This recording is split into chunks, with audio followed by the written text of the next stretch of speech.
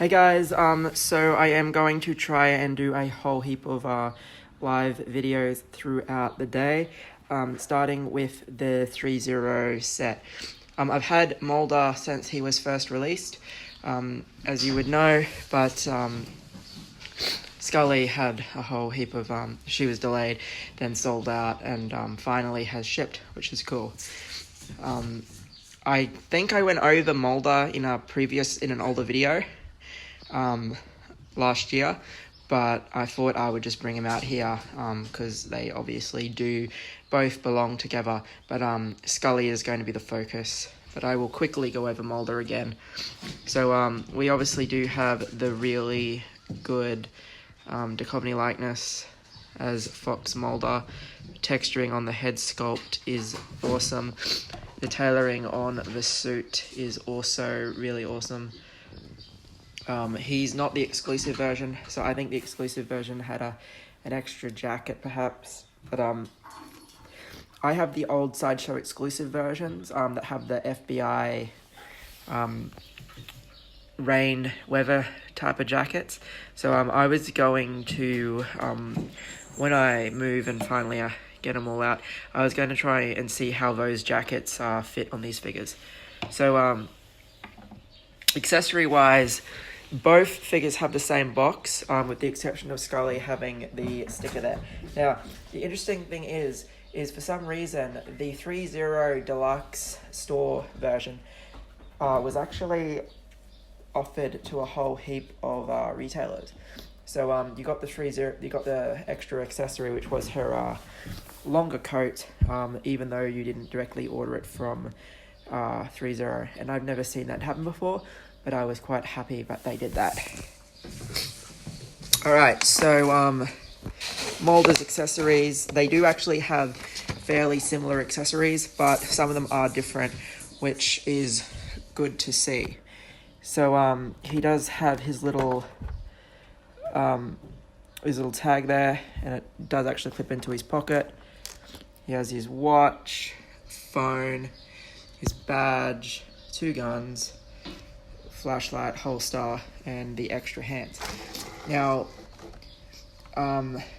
straight out, let's look at the accessories. So again, we got the name badge, but obviously it's her badge, not his. There's that one there as well. It does clip on to her coat or shirt. We have a different phone, and this was what I was, it looks to be the same. It looks to be the same. Oh no, it's different mold. Sorry. Yep. So different phone, which was really good to see. I knew the coloring was different, but I thought it was the same phone. Unfortunately, the gun is the same gun practically. It might be a little bit smaller, but perhaps a little bit of a different paint up there, which is good to see. Same flashlight, and then we get her extra hand. And what's also really cool is you get her skirt, and you can swap out the pants that are on her for the skirt if you so choose. And I can't remember if she actually, I think this is more for when she's around the office. I don't think she goes out into the field with a skirt. It's been a long time since I've watched it, so I'll have to go back and check that. I think most people are probably going to leave her with the pants, with more of a field agent type of a look. Alright, so the sculpt. As we can see, the sculpt is definitely there. The paint up might be a little bit too soft, perhaps, but it's definitely her. You can tell that who it's supposed to be. When we put them together, this is when people are having a little bit of an issue. Now, Gillian Anderson, I should say, is a very short lady, and Duchovny is a very tall man. I think they've actually used the measurements for the actors rather than the measurements of the characters. Because I believe in different books and whatnot, they're roughly the same height, or I mean, Scully's probably a little, she's a lot taller in the novels than played by Gillian Anderson. Now, to fixed that in the show. They actually had her film a lot of her scenes raised, or she was standing on a stool or something for a lot of the scenes where they were talking next to one another. So in the show, the height difference is probably about that, maybe, but she's still going to be shorter than him. Either way, you can see that it doesn't look too bad from a distance, but a lot of people reckon that when you put them side by side, that it looks absolutely awful. I mean, I can agree to that a bit. Like, I would definitely display them like this, so then it does look a little bit better. But this isn't the first time this has happened. I know a lot of people were quick to call Threezero out on it for making such a small body, but Ray and Jin Urso from Hot Toys both had the massive problem. If you put the Jin Urso in disguise next to a Stormtrooper, it's the same effect. It's just, for some reason, these 1/6 scale companies can't really do female figures all that well, or female bodies all that well, which is strange because they seem to have no problem making Wonder Woman tall, etc. But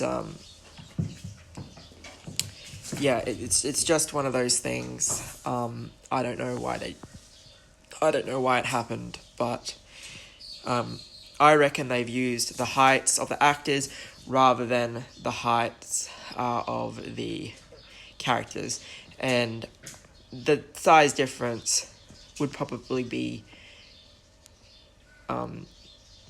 this great in reality. Okay, so looking at her costume now, I did put the coat on her already, but if we open that up, we can see that she does have a white shirt underneath her black, I guess, suit top or blazer. Her badge can tuck into there. Then we have just the basic suit pants. So it's very basic black, no real detailing. And then we have her shoes, which again are just really basic, and they've got the logo on it. Articulation wise, this figure is pretty fantastic for articulation. The coat will hinder it a little bit. Like, if you take the coat off, she can do more, but you can see that the arm bends pretty well, and if the coat was off, it would raise even more than that. So a good range of motion depending on how you're going to display her, or how much dynamic poses you're going to want to do with her, etc. The only real complaint I have, and again, I'm not really counting the size as a complaint because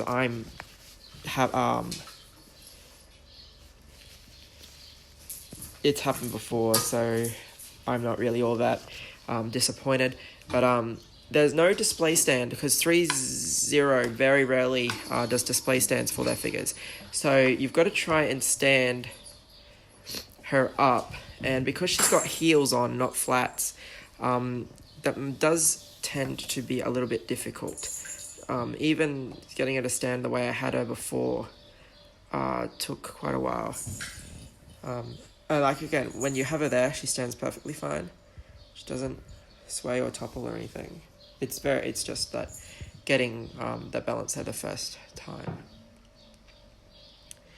So this was just going to be a real quick video, as I did already do Mulder, and the accessories are quite similar. Her hands are pretty tiny as well. You can just see just the difference in the size of the hands. And again, I think that's got to do with the proportions that they've used. But it is what it is. They still look fantastic. And I didn't have a problem paying the price that I paid for either figure. So I'm definitely going to keep both of them. I will try and do a better lighting Darth Maul video, the Sith Trooper, and the Executioners. If I get to it, I'll do Mark 50 as well. We will see. So I might not do the DX10 simply because it's such an old figure, but I did get a DX10, and I do have a Sideshow Ash Williams and a Hot Toys Joe Colton on the way as well, but they are super old figures, so I probably won't rush to do a video there. The only reason why I was going to do a video of the Executioner was to show the different display stands. That'll probably be a quick video. I might even whack it on the back of the Sith Trooper one, simply for the fact that they're all first order. Alright guys, so this has been a quick look at Scully and Mulder. So just looking at the detail again quickly, you can definitely tell, but that's who it's supposed to be. The hair is fantastic for sculpted, and the likeness of Mulder is on point as well. Alright, thanks guys.